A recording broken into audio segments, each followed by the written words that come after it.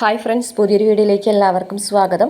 നന്ദിനിയുടെ ഫോണിലേക്ക് നന്ദിനി അമ്മ വിളിച്ച് സംസാരിച്ചുകൊണ്ടിരിക്കുകയാണ്. അപ്പോൾ നന്ദിനി പറയുന്നുണ്ട്, ഉറപ്പായും വരാം അമ്മേ, അമ്മ എന്തായാലും കുറച്ച് കഴിഞ്ഞിട്ട് ഇവിടുത്തെ അമ്മനെ വിളിക്കി, അച്ഛനോട് അച്ഛനെയും വിളിക്കാൻ പറയും എന്ന് പറയാണ് കേട്ടോ. അപ്പോഴേക്കും വിനായകൻ ഇങ്ങനെ വരികയാണ് കേട്ടോ. അല്ല, ഇവിടുത്തെ ഇനിയിപ്പോൾ നമ്മൾ വിളിച്ച് നമ്മുടെ മര്യാദ പറഞ്ഞില്ല എന്ന് വേണ്ട എന്നൊക്കെ നന്ദിനി പറയുന്നുണ്ട്. അങ്ങനെ ഫോൺ കട്ട് ചെയ്തിട്ട് വിനായകനോട് പറയണം, ആഹാ വിനായകനുണ്ടോ, അതെ ഇനിയിപ്പോൾ അച്ഛനെങ്ങാനും വരാതിരിക്കുമോ, ഏയ് അങ്ങനെ ഒന്നും സംഭവിക്കില്ല, നീ വാ എന്ന് പറഞ്ഞിട്ട് അകത്തേക്ക് വിളിച്ചുകൊണ്ട് പോകാണേ.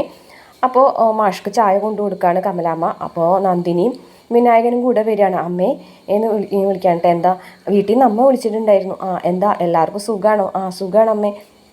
അമ്മ കുറച്ച് കഴിയുമ്പോൾ അമ്മനെ വിളിക്കും, അച്ഛനെയും വിളിക്കും, എന്താ പ്രത്യേകിച്ച് കാര്യം എന്ന് മാഷ് ചോദിക്കുകയാണ് കേട്ടോ. അതെ, വീടിനോട് തൊട്ടടുത്തുള്ള അമ്പലം ഉണ്ടല്ലോ, ആ അമ്പലത്തിൽ കളമെഴുത്തും പാട്ടും നടക്കുകയാണ്. അമ്മയും അച്ഛനും അമ്മാവനും കൂടിയിട്ടാണ് അത് നടത്തുന്നത്. അതുകൊണ്ട് ഇത്തവണ എല്ലാവരെയും ക്ഷണിച്ചിട്ടുണ്ട്, ഇവിടെ നിന്ന് എല്ലാവരും അങ്ങോട്ട് ചെല്ലണമെന്ന് പറഞ്ഞിട്ടുണ്ടെന്ന് പറയും. അപ്പോൾ വിനായകൻ പറയുകയാണ്, നമ്മളിവിടെ ഒരു ഫംഗ്ഷൻ നടന്നപ്പോൾ അവരെ വിളിച്ച് മര്യാദ കാണിച്ചില്ലെങ്കിലും അവർ വിളിച്ച് മര്യാദ കാണിച്ചല്ലോ, അപ്പോൾ പിന്നെ പോകാതിരിക്കുന്നത് മോശമാണെന്ന് പറയും. അപ്പോൾ മാഷ് പറയുന്നുണ്ട്, സുധാകരൻ മാഷ് ഈ വീട്ടിൽ മനസ്സറിഞ്ഞ് ഒരു ചടങ്ങും നടത്തിയിട്ടില്ല, അങ്ങനെ ഒരു ചടങ്ങ് നടത്തിയിട്ടുണ്ടെങ്കിൽ വിളിക്കേണ്ടവരൊക്കെ വിളിക്കുകയും ചെയ്യും. ശ്രീജനെയും നന്ദിനെയും വീട്ടുകാരെ വിളിക്കാനും മാത്രമുള്ള ഒരു ചടങ്ങൊന്നും ഇവിടെ നടന്നിട്ടില്ല എന്നൊക്കെ പറയും കേട്ടോ. അങ്ങനെ പറഞ്ഞുകൊണ്ടിരിക്കുന്ന സമയത്ത് വിശ്വൻ അവിടേക്ക് വരികയാണ് കേട്ടോ. അപ്പോൾ വിശ്വൻ്റെ കയ്യിലൊരു കവറൊക്കെ ഉണ്ട്. അപ്പോൾ ഇന്ന് വിശ്വേട്ടൻ നേരത്തെയാണല്ലോ കാപ്പി എടുക്കട്ടെ എന്ന് ചോദിക്കുമ്പോൾ വേണ്ടാന്ന് പറയാണ്. എന്നിട്ട് ഒരു ബോക്സിൽ സ്വീറ്റ്സ് കൊണ്ടുവന്നിട്ടുണ്ട്. അപ്പോൾ ലഡു എല്ലാവർക്കും കൊടുക്കുകയാണ്. എടുക്കച്ചാന്ന് പറയുമ്പോൾ എന്താ അത് പ്രത്യേകത എന്ന് ചോദിക്കുകയാണ്. എടുക്ക് പറയാം എന്ന് പറയാണ്. അങ്ങനെ ഒരു വിശ്വം പറയുന്നുണ്ട്, അത് ഇന്ന് ഇൻസെൻറ്റീവ് കിട്ടി എന്ന് പറഞ്ഞിട്ട് അയാൾ ലഡു കൊടുക്കാൻ കേട്ടോ. മാഷോട് ചെറിയൊരു പീസ് എടുക്കുള്ളേ, എല്ലാവർക്കും കൊടുക്കാൻ കേട്ടോ. വിനായകൻ മാത്രം 2 എണ്ണം എടുക്കും, ബാക്കിയുള്ളവരൊക്കെ 1 എണ്ണം എടുക്കും. അപ്പോഴേക്കും വിക്രം അവിടേക്ക് വരികയാണ്. വിക്രമിനും കൊടുക്കുന്നുണ്ട്. അപ്പോൾ ആ ഒരു ഇൻസെൻറ്റീവ് കിട്ടിയ ഒരു പൈസ അച്ഛനെ ഏൽപ്പിക്കാൻ കേട്ടോ. അപ്പോൾ നന്ദിനി ചോദിക്കുന്നുണ്ട്, ആഹാ വിനായകേട്ടൻ മേടിച്ചെടുത്ത ജോലി എന്തായാലും നല്ല ജോലിയാണല്ലേ, കയറിയപ്പോഴത്തേനും പൈസ ഒക്കെ കിട്ടി തുടങ്ങിയല്ലോ എന്ന് പറയുകയാണേ. അപ്പോഴേക്കും കമലാമ്മ പറയുന്നുണ്ട്, അതെ നീ ഇടയ്ക്കിടയ്ക്ക് വിനായകൻ മേടിച്ചു കൊടുത്ത ജോലി എന്ന് പറയണ്ട, അതിവിടെ എല്ലാവർക്കും അറിയാലോ എന്ന് പറയാൻ കേട്ടോ. അല്ലമ്മേ, അവൾ അങ്ങനെ ഉദ്ദേശിച്ച് പറഞ്ഞതല്ല, എന്നാലും പിന്നെ അതിലൊരു സത്യം ഉണ്ടല്ലോ എന്ന് വിനായകൻ പറയും. എന്നെ ഒരു പൈസ അച്ഛൻ്റെ കയ്യിൽ കൊടുക്കുമ്പോൾ അച്ഛൻ പറയുന്നുണ്ട്, എൻ്റെ കയ്യിൽ എന്തിനാണ് ആ പൈസ തരുന്നത്, ഇവിടെ ഞാൻ പൈസ ഉണ്ടാക്കാൻ മാത്രമേ ശ്രമിച്ചിട്ടുള്ളൂ, ഈ വീട് എങ്ങനെ കൊണ്ടുപോകുന്നത് നിൻ്റെ അമ്മയാണ്, നിൻ്റെ അമ്മയുടെ കയ്യിൽ കൊടുത്തോ എന്ന് പറയും. അപ്പോൾ അമ്മയുടെ കയ്യിൽ കൊടുക്കുമ്പോൾ അമ്മ പറയുന്നുണ്ട്, മോനെ ഇത് ശ്രീജയുടെ കയ്യിലാണ് കൊടുക്കേണ്ടതെന്ന് പറയും.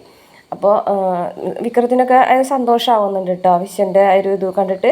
അപ്പോൾ അങ്ങനെ കൊടുക്കാമെന്ന് പറയുമ്പോഴേക്കും നന്ദിനി പറയുന്നുണ്ട്, ആഹാ അത് ശരിയാണ്, എൻ്റെ കയ്യിൽ വിനയേട്ടൻ പൈസ തരുമ്പോൾ മാത്രമേ അമ്മയ്ക്ക് വിഷമമുള്ളൂ, വിശ്വേട്ടൻ അമ്മയുടെ ശ്രീജേട്ടത്തിൻ്റെ കയ്യിൽ പൈസ കൊടുക്കുന്നുണ്ട്, അമ്മയ്ക്ക് വിഷമമൊന്നുമില്ല എന്ന് പറയുകയാണേ. അപ്പോൾ അച്ഛനിങ്ങനെ നോക്കുമ്പോൾ, അല്ല അച്ഛ ഞാനങ്ങനെ കുത്തി പറഞ്ഞതൊന്നുമല്ല, ഒരു കാര്യം പറഞ്ഞതേ ഉള്ളൂ എന്ന് പറയട്ടെ. അപ്പോൾ മാഷ് പറയുന്നുണ്ട്, അതെ വിശ്വൻ ഈ പൈസ കൊണ്ട് തന്നത് എല്ലാവരുടെ മുന്നിൽ വെച്ചിട്ടല്ലേ, വിനായകൻ നിനക്ക് പൈസ തരുന്നത് ഇതുപോലൊരു സാഹചര്യത്തിലായിരുന്നെങ്കിൽ കമൽ അതിന് കുറ്റം പറയില്ല, ഇത് ഒളിച്ചും പാത്തും പൈസ കൊണ്ട് കൊടുക്കുന്നതിന് മാത്രമേ കമൽ അത് കുറ്റം പറഞ്ഞിട്ടുള്ളൂ, അതുകൊണ്ട് ഈ കാര്യത്തിൽ ഞാൻ കമലയുടെ കൂടെ തന്നെയാണ് എന്ന് പറയും. അപ്പോൾ വിനായകൻ പറയുന്നുണ്ട്, ഒളിച്ചും പാത്തും പൈസ കൊണ്ട് കൊടുക്കുന്നതല്ല, ഇവിടെ തരുന്നതിൻ്റെ കൂട്ടത്തിൽ ഞാൻ കൊടുക്കുന്നതല്ലേ, സ്വന്തമായിട്ടൊരു സമ്പാദ്യം നല്ലതല്ലേ, വിശ്വേട്ടനാണെന്നുണ്ടെങ്കിൽ ഇപ്പോഴല്ലേ ജോലിക്ക് പോയി തുടങ്ങിയത്, പിന്നെ വിക്രത്തിൻ്റെ കാര്യം പറയാനും ഇല്ലല്ലോ, അവനൊരു 10 വയസ്സ് ഈ വീടിന് വേണ്ടി ചിലവാക്കുകയും ചെയ്യുന്നുണ്ടോ എന്ന് ചോദിക്കുകയാണേ. അപ്പോൾ അച്ഛൻ പറയുന്നുണ്ട്, അങ്ങനെ പണിയെടുത്ത് സമ്പാദിച്ച് കൊണ്ടുവരാനായിട്ടുള്ള രീതിയിൽ 2 മക്കളെ മാത്രമേ ഞാൻ കണ്ടിട്ടുള്ളൂ, 2 മക്കൾ മാത്രമേ എനിക്ക് അങ്ങനെയുള്ളവർ ഉള്ളൂ എന്ന് പറയുകയാണേ. എന്നിട്ട് പറയുന്നുണ്ട്, പിന്നെ ജന്മം കൊടുത്തതിൻ്റെ ശിക്ഷയായിട്ട് മരണം വരെ തിന്നാൻ കൊടുക്കാന്നുള്ളൊരു കാര്യം ഞാൻ മനസ്സിൽ തീരുമാനിച്ചിട്ടുണ്ട്, അത് മനസ്സിലാക്കാനുള്ള ആത്മാഭിമാനം പോലും ഇവിടെ ഉള്ളവർക്കില്ല എന്നൊക്കെ പറഞ്ഞിട്ട് വിക്രത്തിനെ ഒരുപാട് കുത്തി പറയാണ് കേട്ടോ. അപ്പോൾ വിക്രം വിഷമത്തോടു കൂടിയിട്ട് അവിടെ നിന്ന് ഇറങ്ങിപ്പോകും. അപ്പോഴേക്കും അവിടേക്ക് വേദ വരും കേട്ടോ. അപ്പോൾ പറയുന്നുണ്ട്, അതെ ഞാൻ ശവത്തിൽ കുത്താൻ വന്നതല്ല എന്ന് പറയട്ടോ. അപ്പോൾ വിക്രം വിഷമിച്ചിങ്ങനെ നിൽക്കണോ, അല്ല ഞാനങ്ങനെ ഉദ്ദേശിച്ച് പറഞ്ഞതല്ല. അപ്പോൾ വിക്രം പറയും, മാറ്റി പറയുമൊന്നും വേണ്ട, ശവം തന്നെയായിട്ട് തന്നെയാണ് ഇപ്പോൾ ഈ വീട്ടിൽ ജീവിക്കുന്നത് എന്ന് പറയും. അങ്ങനെ ഒരു തോന്നൽ നിങ്ങൾക്കില്ലല്ലോ, അതിന് പണിയെടുത്ത് ജീവിക്കാമെന്ന് നിങ്ങൾ തീരുമാനിക്കുന്നില്ലല്ലോ, നിങ്ങൾ ഇതുവരെ എന്ത് നേടിയെന്നാണ് നിങ്ങൾ വിചാരിക്കുന്നത്, വെറുതെ ആൾക്കൊക്കെയോ വേണ്ടി തല്ലുകൂടി ഗുണ്ടാപ്പണി ചെയ്ത് നിങ്ങൾ സ്വയം ഇഷ്ടത്തിന് സ്വന്തം രീതിയിൽ ജീവിക്കുന്നു, എന്നിട്ട് നിങ്ങൾക്ക് വല്ല ഗുണം ഉണ്ടായോ എന്നൊക്കെ ചോദിക്കുകയാണ്. എന്തായാലും ഞാനൊരു ജോലിക്ക് പോകാൻ തീരുമാനിച്ചു, ശ്രീജേടത്തി വരെ ഒരു ജോലിക്ക് പോകാമെന്ന് പറയുന്നുണ്ട്, അപ്പോൾ പിന്നെ നിങ്ങളിങ്ങനെ ഇരിക്കുന്നത് വളരെ മോശമാണ്, എന്തായാലും എൻ്റെ ഭർത്താവായ നിങ്ങൾ, അതായത് താലി കെട്ടിയ നിങ്ങളൊരു ജോലിക്ക് പോകുന്നില്ലല്ലോ, അപ്പോൾ ഞാനെങ്കിലും പോകണ്ടേ ഒരു ജോലിക്ക്, ഞാനൊരു അഡ്വക്കേറ്റിൻ്റെ ജൂനിയറായിട്ട് പോകാൻ തീരുമാനിച്ചു, അതിൻ്റെ കാര്യങ്ങളൊക്കെ ഞാൻ നീക്കി തുടങ്ങിയെന്ന് പറയട്ടോ. അപ്പോൾ വിക്രം ചോദിക്കുന്നു. സത്യമായിട്ടും? ആ അതെ, പിന്നെ അല്ലാതെ. ഇനിയിപ്പോൾ നിങ്ങളൊരു ജോലി കണ്ടെത്തുകയാണെങ്കിൽ പോലും ഞാൻ എൻ്റേതായ രീതിയിൽ വരുമാനം കണ്ടെത്തും എന്നൊക്കെ പറഞ്ഞിട്ട് വേദ അവിടെ നിന്ന് പോവുകയാണേ. പിന്നീട് കാണിക്കുന്നത് രാത്രി വിശ്വത്തിൻ്റെ മുറിയിൽ കാണാണ്ടാകുമ്പോൾ ശ്രീജ അന്വേഷിച്ചെടുക്കണേ. അപ്പോൾ 2 മുഴം മുല്ലപ്പൂവായിട്ട് വിശ്വം ഇങ്ങനെ മുന്നിൽ നിൽക്കുന്നുണ്ട്.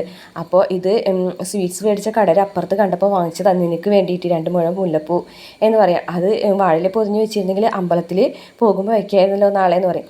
ഇത് അമ്പലത്തിൽ പോകുമ്പോൾ വയ്ക്കാനുള്ളതല്ല, ഇത് ഇന്നേക്ക് വയ്ക്കാനുള്ളതെന്ന് പറയും കേട്ടോ.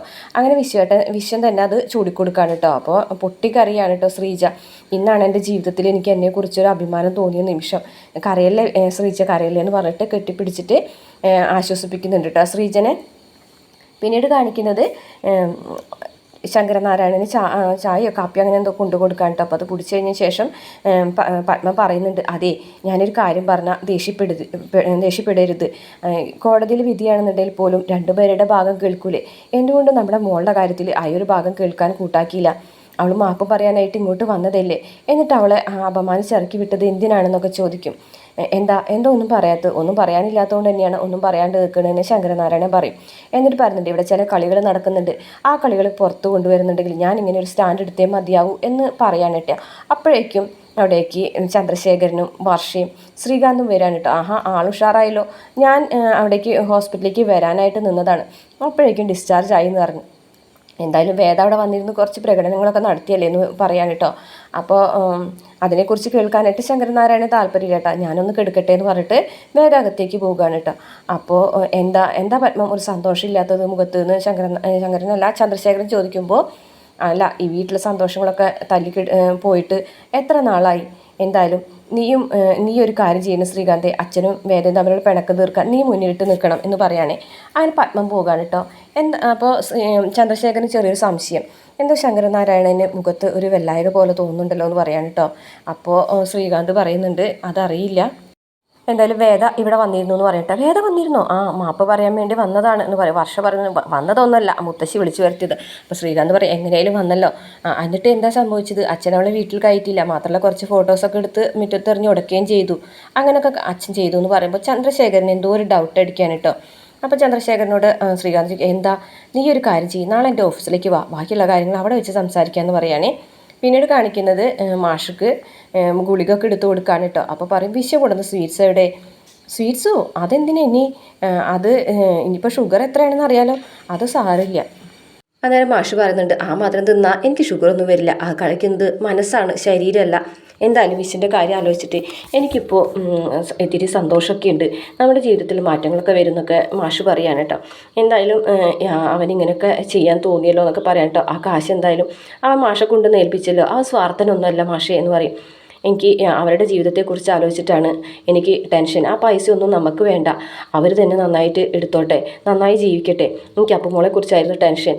അവൾ എത്ര നാൾ അവിടെ നിൽക്കും? അവൾ അങ്ങനെ നിന്നിട്ടുണ്ടെങ്കിൽ അവൾക്ക് ഈ വീട്ടുകാരോടോ അല്ലെങ്കിൽ വിശ്വനോട് ശ്രീജയോടൊന്നും ഒരു സ്നേഹം ഉണ്ടാവില്ല. അപ്പോൾ അത് ആലോചിച്ചിട്ടായിരുന്നു എനിക്ക് ടെൻഷൻ എന്നൊക്കെ പറയാൻ കേട്ടോ. എന്നിട്ട് പറയുന്നുണ്ട്, വിക്രത്തിനെ കുറിച്ച് ഞാൻ പറഞ്ഞല്ലോ ആത്മാഭിമാനം ഇല്ലയെന്ന്, അത് അവനും കൂടെ ഒന്ന് കൊള്ളാൻ വേണ്ടിയിട്ടാണ് ഞാൻ അങ്ങനെ പറഞ്ഞതെന്ന് പറയും. അപ്പോൾ കമലാവ് പറയുന്നുണ്ട്, അതെ അപ്പുമോളെക്കുറിച്ച് ആലോചിച്ച് ടെൻഷൻ ഒന്നും അടിക്കേണ്ട, അപ്പുമോളെ ഇനി എല്ലാ വെക്കേഷനും വേറെ ഇങ്ങോട്ട് കൊണ്ടുവന്നോളൂ, അടുത്ത കൊല്ലം നമുക്ക് അവളെ ഇവിടെ വെച്ച് നിർത്തി പഠിപ്പിക്കാം. പിന്നെ വിക്രത്തിൻ്റെ ജീവിതത്തിൽ മാറ്റം ഉണ്ടാവും, ഉറപ്പായിട്ടുണ്ടാവും മാഷേ, ആ കുട്ടി അത് ഉണ്ടാക്കിയെടുക്കും എന്ന് പറയുമ്പോൾ മാഷക്കൊരു ചെറിയൊരു പ്രതീക്ഷയൊക്കെ വരാൻ കേട്ടോ. അപ്പോൾ എല്ലാ കാര്യങ്ങളും നേരെയായാൽ മതിയായിരുന്നു, ഈ വീട്ടിലും മാറ്റങ്ങൾ വരും, ഈ വീട്ടിൽ സന്തോഷങ്ങൾ വരും എന്നൊക്കെ പറഞ്ഞിട്ട് മാഷ് ഇങ്ങനെ വന്നിരുന്ന് ഇങ്ങനെ ഓരോ ആലോചിച്ചിരിക്കുന്നതാണ് കാണിച്ചുകൊണ്ടായിട്ട് ഇന്നത്തെ എപ്പിസോഡ് അവസാനിക്കുന്ന. വീഡിയോ ഇഷ്ടപ്പെട്ട ചാനൽ സബ്സ്ക്രൈബ് ചെയ്ത് സപ്പോർട്ട് ചെയ്യണേ.